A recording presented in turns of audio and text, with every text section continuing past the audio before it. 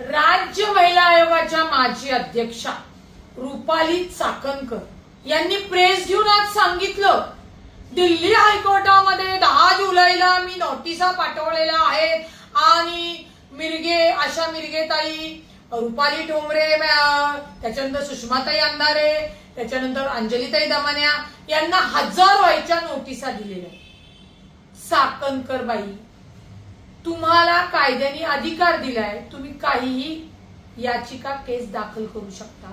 तुम्ही दिल्ली कोर्टामध्ये ती दाखल केली, त्याच्या नोटिसा आम्हाला आल्या, स्वीकारल्या आम्ही नोटिसा आणि त्याची पोस्ट 24 जूनला तुम्ही माझ्या पेजवर बघू शकता. मुळामध्ये तुम्ही दिल्ली कोर्टात दाखल केलं म्हणजे तुम्ही निर्दोष आहात, तुम्ही पुरावे दिलेत की तुम्ही निर्दोषीचे आहेत, अशी दिशाभूल नका करू. आणि आम्ही सुद्धा, आम्हाला ज्या नोटिसा आल्या आहेत त्या आम्ही तिथे दाखवू ना. आम्ही तिथं काय बोललोय काय नाहीये याची हेअरिंग होणार, याची केस चालणार.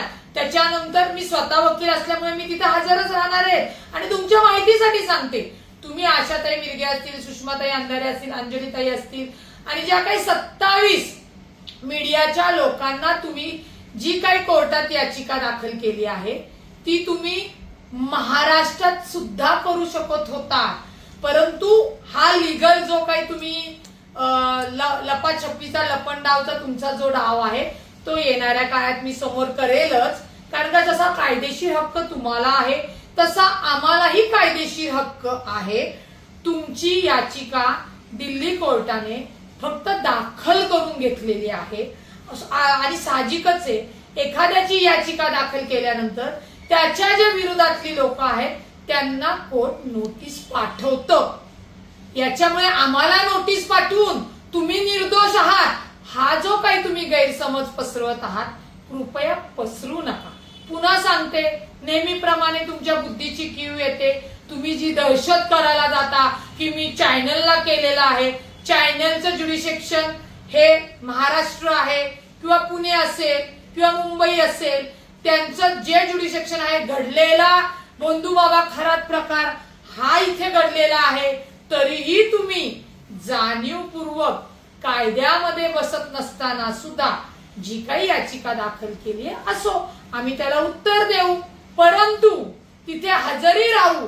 परंतु रुपाली निलेश चाकणकर, आपण हे लक्षात घेतलं पाहिजे, तुम्ही केस दाखल केली म्हणजे तुम्ही निर्दोष आहात हा जो केविलवाना प्रयत्न करताय तो तुमचा अत्यंत चुकीचा आहे. आता तुम्ही जे काही आमच्यावर आरोप ठेवले असतील ते आम्ही कोर्टासमोर मांडू आणि कोर्ट ठरवेल आम्ही बरोबर आहोत का तुम्ही बरोबर आहात. आणि आपण भेटूच कोर्टामध्ये. हाजीर हो रुपाली चाकणकर, तुमचे अपोजिट सुद्धा हाजीर होत आहेत.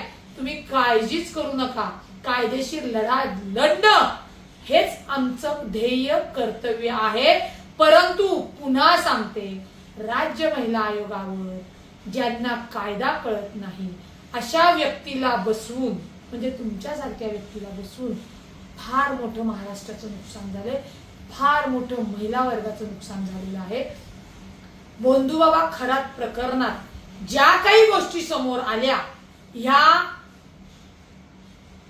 जो काही घटनाक्रम होता त्या आलेल्या आहेत पोलिसांच्या तपासातनं. त्याच्यामुळे तुम्हाला वाटत असेल की मी दावा टाकला, मी नोटिसा केल्या म्हणजे मी निर्दोष आहे, तर नाही.